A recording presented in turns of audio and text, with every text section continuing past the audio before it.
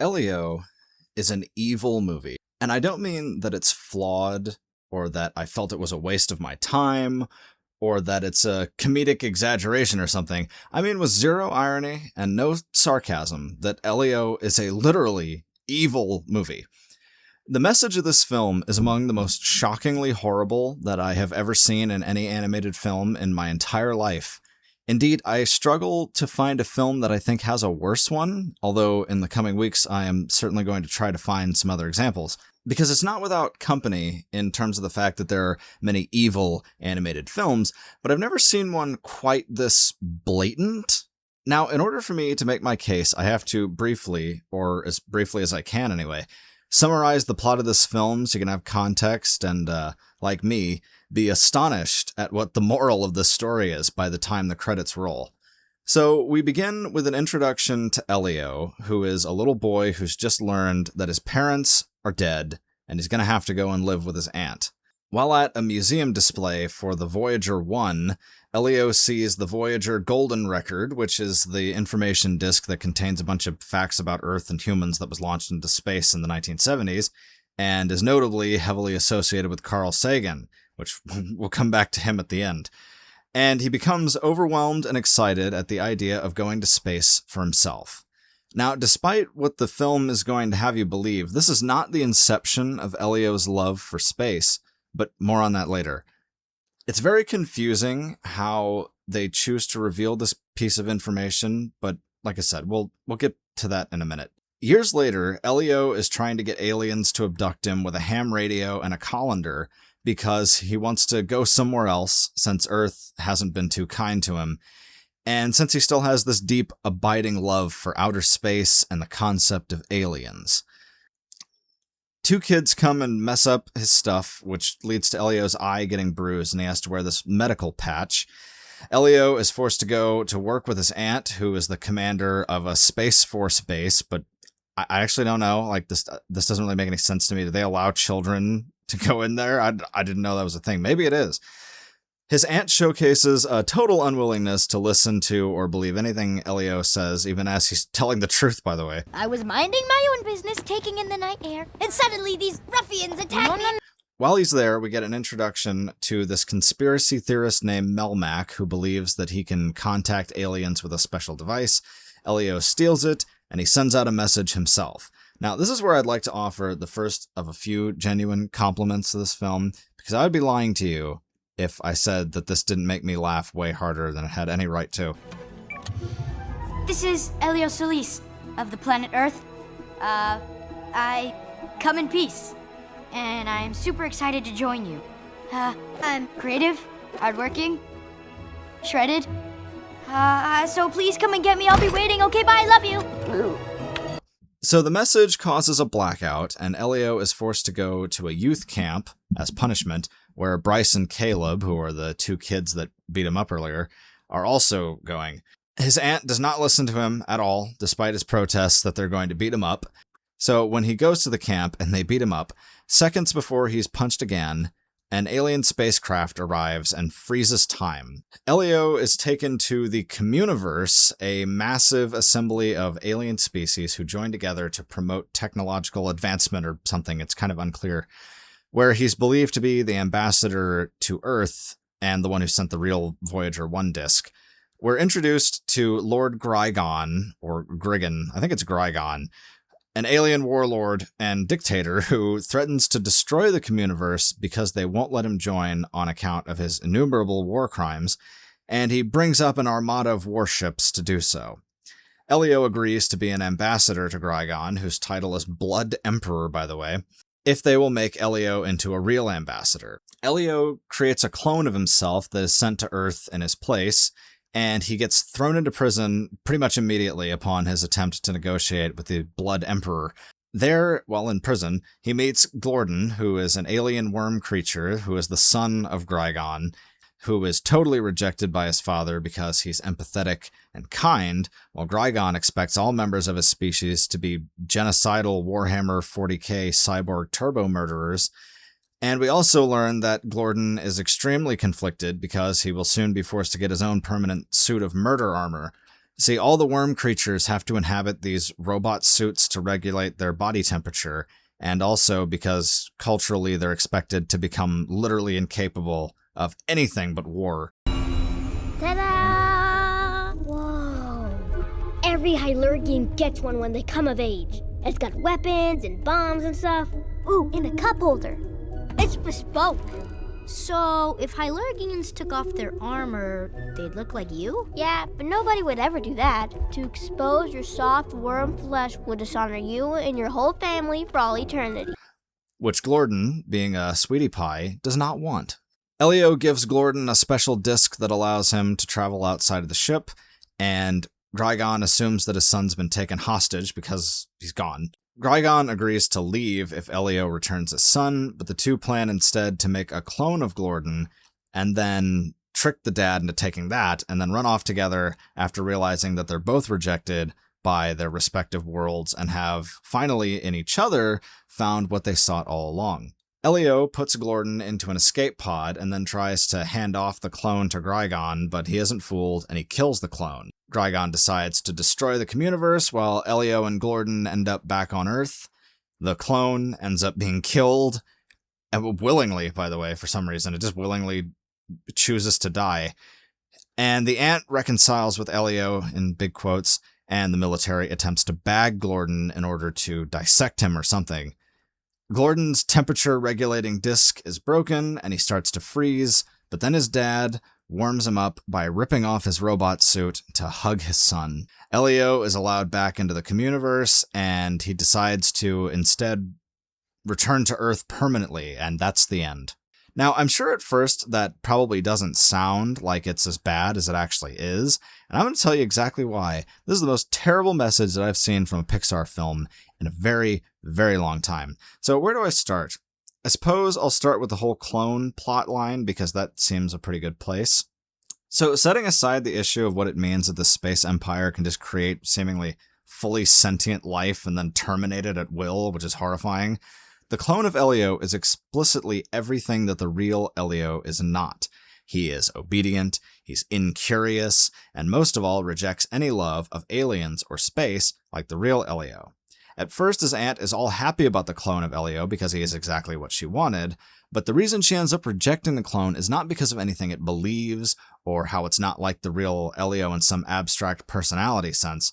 No, rather, she rejects the clone because of some body horror where it shows that it's not the real Elio because it literally just doesn't have an eye under the patch. So she doesn't say, wow, this must not be the real Elio and I reject this thing because it isn't my nephew.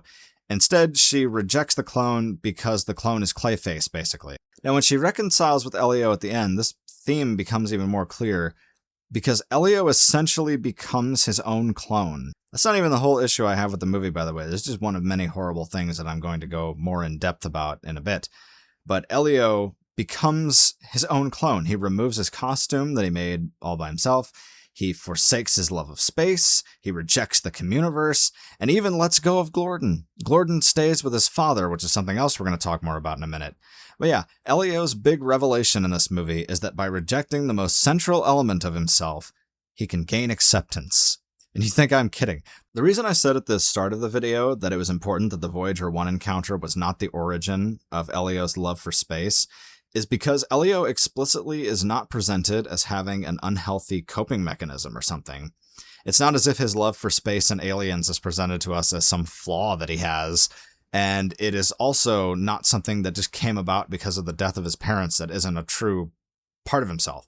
I say that because in this conversation with Glorden, we learn that he has had this fascination since before they died, and that he created a fake alien language that he calls Elioese, when he was a toddler. So his aunt just rejects this fundamental aspect of Elio that is completely harmless, but central to who he was since he was a small child. And yet, the arc that he undergoes is one where he learns to love his aunt despite the fact that she doesn't accept anything about him at all. Now, we get a pretty solid mirror of this anti-arc with Glorden, who, as I said, is an empathetic, sweet, kind little worm creature who doesn't want to go and scourge 1,000 planets of life in the name of glory to his race or whatever, like his dad wants him to do. Because this film does not ever say that he should reject his father for being a mass-murdering psycho and totalitarian dictator. It almost says that, kind of like how it almost says that Elio's aunt does accept him, but it does so in such a way that the message is decapitated. Elio's aunt says at the end, for example, that she always accepted Elio's made-up language, which is a lie because she didn't, and the movie just lets her get away with that. Like, I kept thinking that they were going to address at some point the fact that she's obviously lying, but they never do. And similarly with Gordon's arc, the actual arc, whatever it was intended to be, is cut off before we can get a full picture of what it even is. So his dad ripped off his robot suit to warm up his son so he wouldn't die. So did he give up being Space Hitler too? Because I don't think he did. There's no indication that he did, that's for sure. Nor is there any confirmation that Gordon actually rejects anything about his father's ideology anymore. As far as we can tell, Gordon just joins back up with his dad, and that's it. Like, did his dad reject being an evil dictator? Did Gordon decide not to put the armor on? We don't know, because the movie doesn't tell us.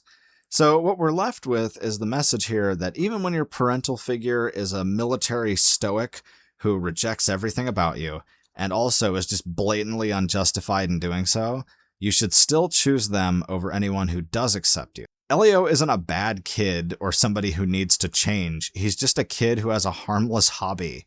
Gordon isn't flawed in any way that is remotely coherent. The thing that his father rejects about him is that he doesn't want to be a murdering conqueror. I don't think that not wanting to be a fascist dictator is itself what I would call a flaw. So the movie has this problem where it wants us to believe that the parental figures of these characters are right, since they're the ones who are vindicated in the end. But the reasoning that it gives for why the children are flawed is that they have hobbies and don't want to kill people. So with all this in mind, what would I have done differently? Well, I'll tell you what I expected to happen for a brief moment while I was watching this movie. I thought that the ending was going to be based and say that if your family totally rejects everything about you and wants to turn you into a hollowed, emptied out version of yourself that only reflects what they want you to be, that you should go and find a worm creature that loves you and launch yourself into space with him. I seriously think that would have been an amazing ending if Elio and Gordon are rejected by the Guardians who don't love them for who they are and will only accept them as the versions of themselves that destroy all that makes them who they are. And so they decide to go off and be buddies forever on endless adventures in outer space, while the Ant and the Blood Emperor get to have their obedient clones that conform to whatever they narcissistically project onto them, basically. But about halfway through the movie, I thought to myself, they're not going to do that. And I knew they weren't going to do it because Disney would never make a movie that says reject your family and find your own if they're horrible to you, because all the moms in the audience naturally want to project themselves onto this ant, and all the dads naturally want to project themselves onto Grigon. I'm not saying that all moms and dads are evil. That's not what I'm saying. My point is that if you are a parent going to watch this movie with your kids, then you are naturally going to project yourself onto the parental characters in the film. And so Disney wants it to be that the film affirms those characters so as to not alienate parents. More or less, that Disney was never going to make a film that said reject your family in any context, and so I knew they were going to do something else to avoid that conclusion. I just couldn't imagine the ways in which they would. Now, I really want to focus on the ending here for a moment, because it actually gets worse, I think, the more you examine it, because not only does Elio turn away everything that he ever wanted and defined himself by in order to live out a life that is not authentic to him, but he also then decides to befriend his bully, as we see at the end of this post-credit scene, just to add an extra cherry on top, I guess. This scene is also where we get this pathetic attempt to reconcile what they did with the film explicitly telling us that Elio has to reject the whole space idea and his friend Gordon. Because here, Gordon calls him on his ham radio from outer space, and we get like 5 seconds of him talking. I'm not even kidding, by the way. It's actually less than that. I think it's literally like 1 single second. Oops, sorry. Now, tell me everything. And also, of course, I just love that they don't even allow us to see Gordon, because that would force them to tell us whether or not he put the robot suit on, or whether he's actually been accepted in any way by his father, and if there's been any kind of changes in their relationship, because it doesn't seem like there is. All we see is that he hugs him, And that's it. But the ending, it's horrible. I mean, all the legitimate reasons that Elio had for hating his life on Earth are just sort of magically patched through some barely legible dialogue where the plot decides that Elio must now stop being upset with his aunt and Glorden must now stop being upset with his father. But also the plot cannot allow either of them to be wrong in any substantial way. Even his bullies, they just start liking him and he starts liking them. Like, the plot over and over and over again affirms this idea that no matter how cruel and terrible people are to you, regardless of context, by the way, because they go beyond the scope of just familial conflict, you know? Like, every person who wants to torment you or suppress elements of who you are is apparently just a friend who hasn't become a friend yet, or is a wise mentor whose ways you just can't understand. You know, Glorden, he just decides that he loves his dad, even though his dad is a genocidal maniac. And with Elio, he just decides that he wants everything that his aunt wanted from him. And we don't ever get an answer as to why. That's the thing that's most frustrating to me, is they don't explain to us why he rejects these things. Is it because like he's traumatized from the fact that all these people in the communiverse got brutally murdered by Space Hitler? Now, you probably have realized what I'm going to say, but I'm going to say it anyways, and it's probably not in the way that you assume. But yes, this film had many, many rewrites. Apparently, initially, the film was meant to be a sort of parable about queer identity, by the way, which makes this ending even more tragically and specifically horrible. Like, if Elio's love of outer space and aliens was supposed to be symbolic of him being, like, gay, for example, and the film explicitly frames that relationship and that identity with a form of relationship with another boy, like, be it alien or not. What I'm saying is, if the theme is supposed to be that his love for aliens is a metaphor for being queer, and then they have him reject that part of himself at the end so, brazenly, I feel like that makes this significantly worse in my mind. The film was originally directed by Adrian Molina, who envisioned Elio as a reluctant, terrified kid accidentally abducted by aliens. But during the delays in production, directors, Dominique Shi and Madeline Sharifian.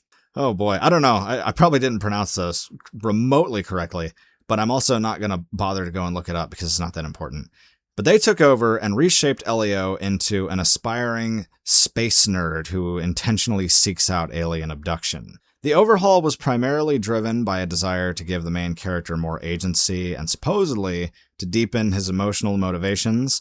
The creative team felt that an accidental, terrified abduction made it seem like he was passive and that he wasn't an active participant in the story.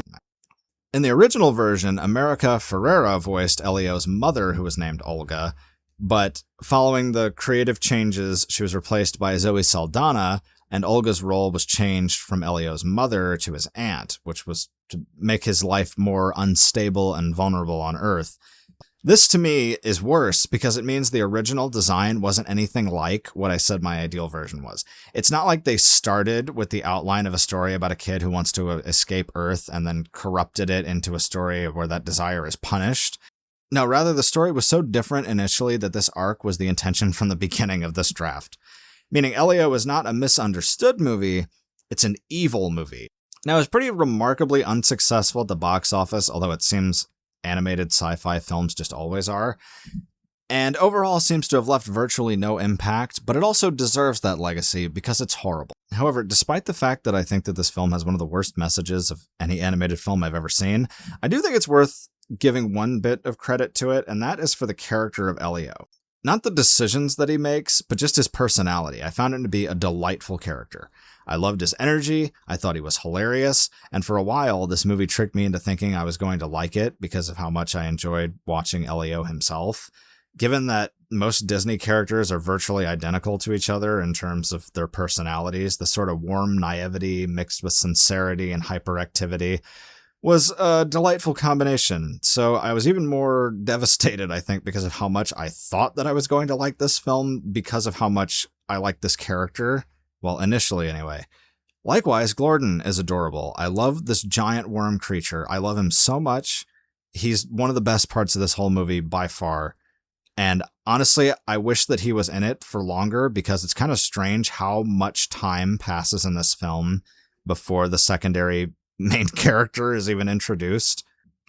And the final thing that I have to mention, because I said I would at the beginning, is there's this bizarre scene at the end of this movie where we get a speech from Carl Sagan just transposed over the footage of Elio waving goodbye to his dreams. And hilariously enough, it was a speech about how the one big question about existence itself in Carl Sagan's mind was the question of whether or not there are aliens, and the question that Elio answers and then promptly rejects entirely. But regardless of what anybody thinks about Carl Sagan, I think it's pretty indisputable that the man believed in the power of human connectivity and the value of interpersonal relationships.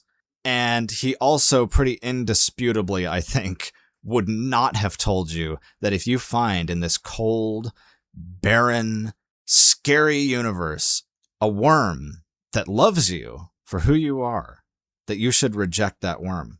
He would tell you to grab that worm with both hands and love it to the end of time. But the worst part of this film was still the montage, because there's nothing more evil to my ears than the talking heads.